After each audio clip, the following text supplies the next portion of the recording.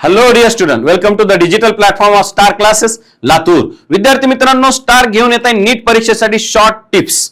आता हाच प्रश्न बघा, व्हॉट इज स्पेसिस. अगदी बेसिक प्रश्न आहे आणि आपण क्लासिफिकेशन मध्ये शिकतोय लोएस्ट रँक आहे स्पेसिस, पण विद्यार्थ्यांना क्लिअरच होत नाही व्हॉट इज स्पेसिस. आता पुस्तक असं म्हणतंय बघा, पुस्तकात टेक्स्ट मध्ये लिहिले the group of organism having fundamental similarities is called as spaces.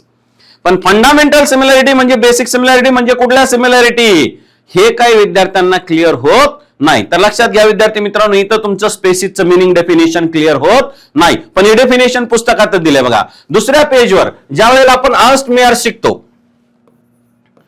Erst mayor यांनी सांगितलंय की हे ऑल्सो पायोनियर्ड करंटली ऍक्सेप्टेड. बघा पुस्तक असं म्हणतंय, currently accepted definition of biological species. Biological स्पेसिसचं डेफिनेशन आपल्याला कोणी सांगितलंय, अर्स्ट मेयरने सांगितलं. आता याचा अर्थही लक्षात घ्या, ही ऍक्सेप्टेड डेफिनेशन आहे. स्पेसिसचं डेफिनेशन खूप साऱ्या डेफिनेशन सांगितल्या सायंटिस्टनी, मॉर्फॉलॉजीच्या बेसिसवर, इकॉलॉजीच्या बेसिसवर, इव्होल्युशनच्या बेसिसवर, फायलोजेनीच्या बेसिसवर. पण आज आपण जी ऍक्सेप्ट करतोय ती ही आहे डेफिनेशन बायोलॉजिकल स्पेसिसची डेफिनेशन.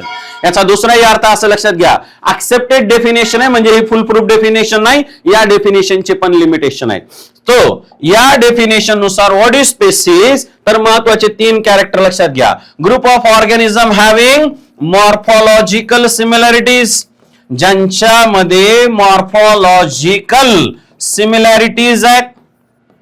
ओके, हा एक क्रायटेरिया झाला. नंबर 2, ज्यांच्यामध्ये नॅचरली इंटरब्रीडिंग होतं.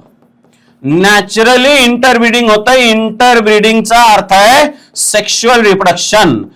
टायगर आणि लायन यांना जर आपण वेगळे ठेवलं तर त्यांच्यामध्ये रिप्रोडक्शन होते, पण हे आपण केलेले कॅप्टिव्हिटी मध्ये केलेले रिप्रोडक्शन आहे. नॅचरल कंडिशन मध्ये हे रिप्रोडक्शन आहे का, नाही. तर 8 काय, नॅचरल कंडिशन मध्ये ऍक्च्युअली पोटेन्शियली इंटरब्रीडिंग व्हायला पाहिजे. आणि तिसरी 8 असे आहे की त्यांनी एक फर्टाईल ऑफस्प्रिंग तयार करायला पाहिजे.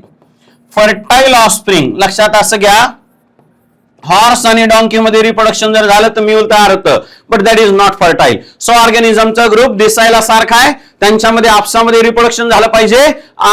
याचा अर्थ असा लक्षात घ्या, एका स्पेसिस मध्ये रिप्रोडक्शन होत आहे.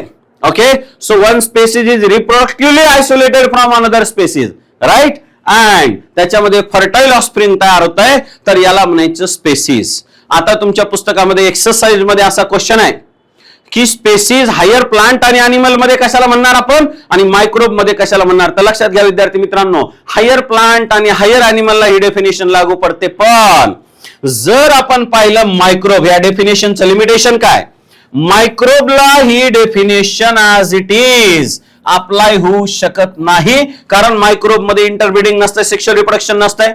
सो मायक्रोब मध्ये स्पेसिस कशाला म्हणणार आपण, जे ग्रुप ऑफ ऑर्गॅनिझम सिमिलर आहेत, ज्याच्यामध्ये जीन पूल सिमिलर आहे, म्हणजे याच्यामध्ये डीएनए सिमिलर आहे, त्यांना म्हणायचं एक स्पेसिस. ओके, तर विद्यार्थी मित्रांनो, अशाच इन्फॉर्मेशन साठी स्टार सोबत कनेक्टेड राहा. थँक्यू.